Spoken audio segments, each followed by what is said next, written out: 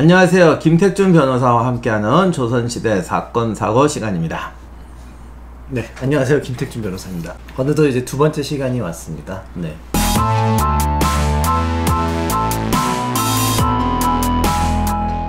네, 두 번째 시간입니다. 오늘은 정조땡 만든 심리록이라는 책이 있어요. 이 책은 형식은 요즘식으로 하면 판례집인데 그러니까 조선시대에서 사형에 처할 만한 자는 일단 다 왕한테 반드시 그렇죠. 왕한테 가야 되니까 왕이 보고 요거는 정조가 조금 자기 자랑하느라고 하는 것도 있어요. 그래서 이러이러해서 얘는 죽어야 됩니다 그러는데 야 그래도 이러이러하니까 좀 살려줘라든가 뭐 이러이러하니까 더 조사해 봐라든가 나 이렇게 훌륭한 일을 하고 있다라는 것도 가미가 되어 있습니다. 그래서 이거는 1779년 정조 3년에 벌어졌던 사건인데 1779년 정조 3년에 있었던 안성에서 있던 사건인데 김군필이라는 사람이 부인하고 같이 밤길을 걸어가고 있었습니다. 근데 부인이 또 맹인이었대요. 그런데 김주걱이라는 사람이 나타났어요. 그랬는데 김군필이라는 양반이 나이가 70이고 부인은 맹인인데 부인도 100% 그럴 수는 없죠. 나이가 좀 드셨을 것 같은데 아닌가? 이 철을 또 이제 김주걱이가 희롱을 하다가 뭐 치마를 잡아당겼대나? 그러니까 김군필이 뺨을 때리고 어깨를 물어 뜯었어. 그랬더니 김주걱이가 몽둥이로 들고 있던 지팡이로 때려서 때렸다. 들고 있던 지팡이로 때렸어요. 근데 이분이 또 한쪽 다리가 없는 사람이야. 네, 김주걱 그러니까, 씨가 다리가 없이 이제 자기가 짊어지고 다니는 지팡이로 때렸어. 그런데 즉사했으면 100% 살인죄인데 5일 후에 죽었어요. 그래서 이게 지금 여러 가지 사건이 겹쳤어요. 그래서 이제 검시를 했죠. 검시를 해서 일단은 처음에는 이 5일 후에 죽었지만 이 때린 것이 사망의 원인이다라고 해서 판결이 났는데 상처가 이제 맞은 상처가 이제 검시 결과가 있나봐요. 보니까. 야 역시 변호사님이 이거 책 나하고 말하는 스타일이 다르잖아 벌써. 형사지 그랬어요. 기본적으로 모든 민사든 증거는 다 그걸 다 봐야 돼요. 뭐 형사를 떠나서. 이 평소 얘기할 때는 너무 달라. 전문가로서의 이게 지금 300년 전 사건인데도 딱 이게 긴장감이 들어오잖아. 이런 걸 직업정신이라고 합니다. 그래서 이마, 어깨, 태양열은 또 여기 머리 태양열이 있잖아요. 이건가? 이건 이게 무협지 할 땐 다 태양열이 아마 태양열이 이거지. 이거. 머리 우리 꼭대기 아닌가요? 이걸걸? 그런가요? 어쨌든 뭐 다 여기가 됐든 여기가 됐든 다 급소인 건 맞죠. 이건 무협지 읽은 지 오래되고 옛날엔 다 알았는데 그런 거 등에까지 이제 상처가 났다고 해서 이제 얻어맞은 타살로 이제 그렇습니다. 결과 났고 이건 뭐 조선시대 검시 관련 얘기는 옛날에 은근 드라마 이런 거 많이 나오니까 아마 그 뭐 검시는 제 전공이 아니고 또 전공하는 분이 계세요. 글도 많으니까 그냥 넘어가고 그 대명률에 의하면 이런 경우에 처형이 어떻게 되느냐. 이게 진짜 재밌더라고. 그러니까 일부러 죽인 거 말고요. 네. 일부러 죽인 거는 당연히 사형인데 그건 차명이에요. 그러니까 목 잘라 죽이는 차명이에요. 근데 이건 일부러 죽인 건 아니잖아요. 그렇죠. 과실로 인해서 그렇죠. 과실로 죽인 건데 이런 걸 과실치사라고 하나? 이런 거를 이제 뭐 폭행치사나 상해치사라고 이제 보는 거죠. 흔히 치사란 단어가 들어가면 이제 과실. 폭행과 상해에 대한 고의는 이제 분명히 누가 봐도 있는 상황이지만 죽음에까지에 대해서는 고의가 없이 과실로 이제 실수하게 된 거니까 폭행치사 또는 이제 상해치사로 보는 건데 이제 박사님이 말씀하신 이제 과실치사 이런 거는 애당초 이제 뭐 어떠한 고의도 없어도 이제 우리가 흔히 교통사고 나서 사람이 죽거나 다치면 과실치상 또는 과실치사라고 하는데 만약 이 사건이 지나가던 우마차에 의해서 뭐 치여서 죽었다던가 갑자기 뭐 소 주인이 있는데 소가 날뛰어서 소의 뿔에 받쳐서 죽었다거나 이렇게 되면 이제 소 주인이나 우마차 주인의 과실치사라고 이제 봐야 되는 게 맞죠. 글쎄 근데 대명률에도 있었던 것 같아요. 그건 다시 한번 나중에 따로 볼게요. 이게 생각나는 게 대명률만 하지 말고 우리 수메르 법전도 할까요? 근데 일단 조선시대 사건 사고라서 조선시대 사건 사고를 팔 때만큼 근데 어차피 뭐 이거 다 왜냐면 대명률을 쓰니까 중국 근데 그거도 본 것 같은데 그건 다음번에 하고 지금 중요한 거는 중요한 거 배웠네. 그러니까 과실치사는 처음부터 끝까지 과실인 것이에요. 네. 죽었지만 근데 폭행은 때린 거는 고의잖아요. 어떤 범죄 행위가 더 그까지 예. 사람을 죽이는 거에 죽이려는 의도가 없었던 거지. 네, 중한 결과로 발생을 했는데 다만 그게 이제 고의가 없었던 거죠. 그러니까 폭행까지는 고의인데 죽을 고의가 없으면 폭행치사고 그 죽이려고 폭행을 했으면 그건 살인인 것이고 네, 어차피 살인인 거고 그러니까 친 것도 의도가 없고 죽은 것도 의도가 없으면 과실치사네. 네, 그렇게 보시면. 그러니까 길 가다가 무심코 툭 부딪혔는데 그분이 넘어져 죽었다 네, 그러면 그건 과실치사죠. 아하. 근데 대명률에는 뭐라고 돼 있냐면 이게 이제 방금 말씀하신 폭행치사인데 싸우다가 사람을 죽이면 무조건 교형이에요. 죽었으니까. 고의든 아니든 일단 사람이 죽었으니까. 무조건 교형이야. 왜? 사람을 죽이면 생명으로 갚아야 된다는 생각이 이때까지 있었나 봐요. 다만 저기 차명은 아니고 네, 참순하지 교형이에요. 그러니까 목 졸라 죽이는 거. 그런데 더 중요한 게 맨손이든 도구를 사용했던 심지어 칼을 썼던 간에 똑같다. 요즘 똑같아요 이거?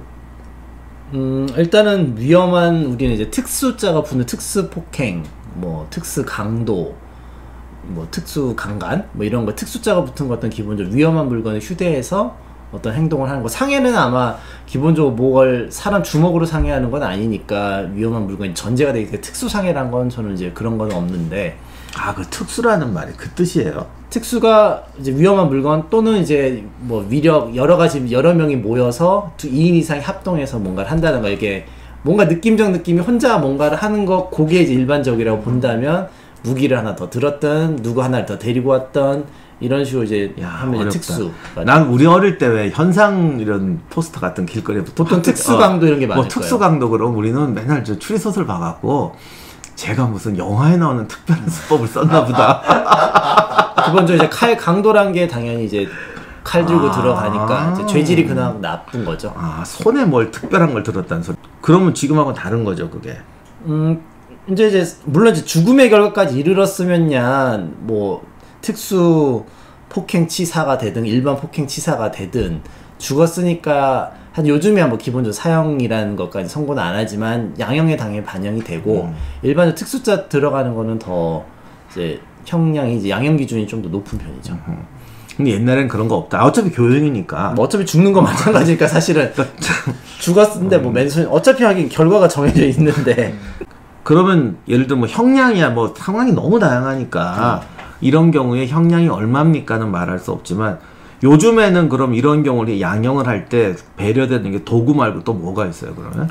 당연히 이제 사람이 이거 죽은 거를 전제로 하면 피해자 유족들이 있잖아요. 그러니까 유족에 대해서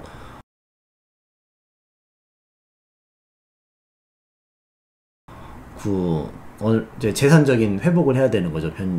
이제 피해 보상을 해야 되고 그게 제일 중요하고 그래서 유족들의 탄원서를 말 그대로 배상을 잘 돼서 탄원서라도 써주고 이래서 유족들의 용서를 받느냐 안 받느냐의 문제니까 이제 그런 게 많이 양형에 반영이 되죠. 아, 그러니까 유가족한테 물질적인 보상을 하면 형이 좀 줄어드는 거예요? 기본적으로 그렇죠. 뭔가 아무것도 안 하고 나 뱉잖아 나 죽을래 이러는 사람보다는 당연히 유가족들의 진짜 정말 참회하고 배상도 하고 그래야지 그만큼 형량도 많이 주는 거고. 그러면 전에 한번 그 사건이 우리나라에서 늘 도는 말이 유전 무죄, 무전 뭐 유죄 이런 말이 있는데, 그러니까 보통 이렇게 듣자면 예를 들어 돈이 있으면 뭐 속된 말로 뭐 이렇게 좀 재판할 때 뭐 이렇게 이상한 짓 해가지고서 뭐 형량이 그렇다는 의미로만 이해를 했는데. 돈이 있어서 유족한테 보상을 많이 하면 그걸로도 형이 줄어들 수가 있는 거군요. 그렇죠. 그럼 판사님께서도 뭔가 감형을 해주고 싶으면 우리가 피고인 입장에서 범죄자 입장에서 명분을 만들어줘야 되잖아요. 그냥 나 죄송해요 반성한다 이런다고 알 수는 없잖아요. 그렇다고 사람이 죽었는데 갑자기 너 반성하니까 감형 이럴 수는 없잖아요. 그럼 반성을 하는데 과연 뭘 할 거냐. 결국엔 반성하는 게 제일 중요한 거는 돈이죠. 그러니까 보상을 하는 거죠. 근데 유족 배상 문제는 저도 대명률을 이런 식으로 공부를 안 해봐가지고 감형에 대한 내용이 감형 유족을 어떻게 되는지 모르겠는데 그건 앞으로 찾아볼게요. 저도 국가제도 운영용의 법을 봤지 제가 뭐 그 이 재판사를 하진 않았기 때문에 조선시대 변호사 자격증도 없고 앞으로 이 기회에 열심히 공부해서 한번 이쪽 좀 보겠습니다. 그러니까 스스로가 반성을 한다면 내가 어떻게 반성하는지를 보여줘야 돼야 되잖아요. 입으로만 반성한다고 아무 의미 없고. 근데 반성문 쓴다 한들 죽은 사람이 살아나는 건 아니니까.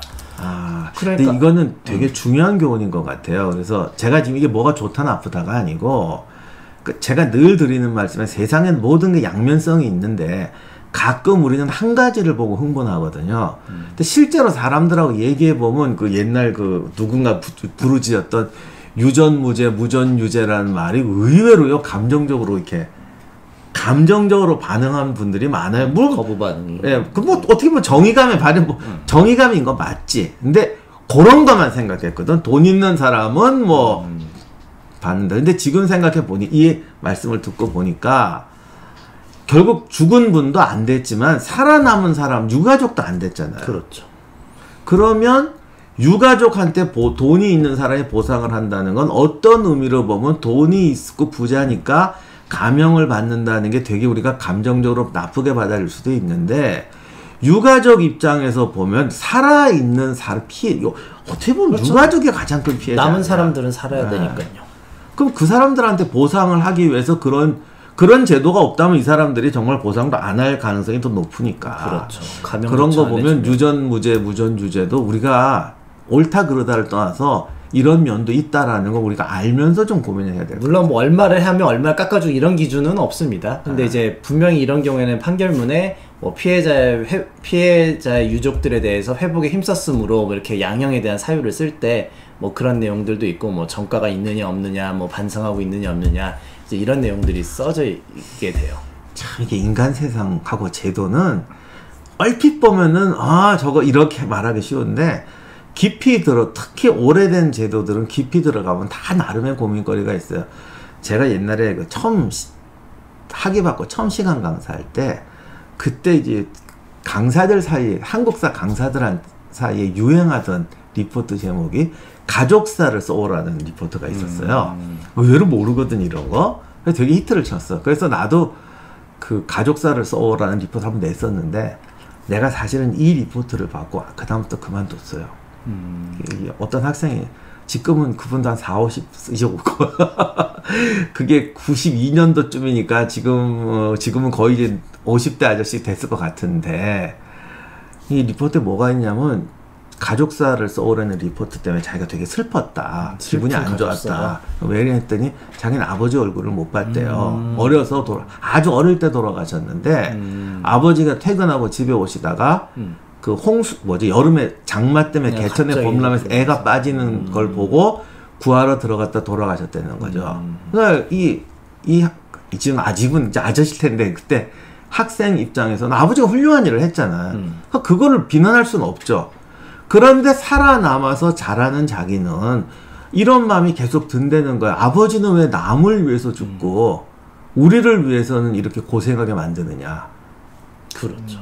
근데 그거를 우리 아버지가 훌륭한 사람이 아니다라고 말하는 것도 또 아버지 죽음이 또 그렇죠. 되는 거고 어차피. 그러나 현실적으로 그런 원망이 사실 안 생기겠어요? 근데 따지고 보면 전쟁 영웅이도 뭐 훈장을 받았다거나 뭐 동상에 서 있다. 근데 남은 가족들이 고생하면 그게 얼마나 그 아버지가 자랑스럽다고 하면서도 내면에 그런 고통이 있을 거 아니야. 그래서 그 리포트를 보고 나니까 사람들의 삶을 안다는 게 물론 가족끼리 하라는 거고 나는 리포트를 하려고 채점하는 거지만 펼치기가 싫어지더라고요. 그래서 난 그다음부터 그 리포트를 안 했어요. 근데 유전무죄, 무전유죄 얘기 들어보니까 지금 이 생각이 나는데 그러니까 인간 사회의 문제는 참 정말 여러 가지로 고민할 게 많은 것 같아요. 그러면 그런 시스템이 그 범죄자를 도와주고 그러려는 게 아니라 무엇보다 그 유가족에 집중하는 그런 거예요. 그러니까 그런 측면도 있죠. 근데 이제 그게 또 뭐 범죄자들한테 악용되는 것도 있겠지.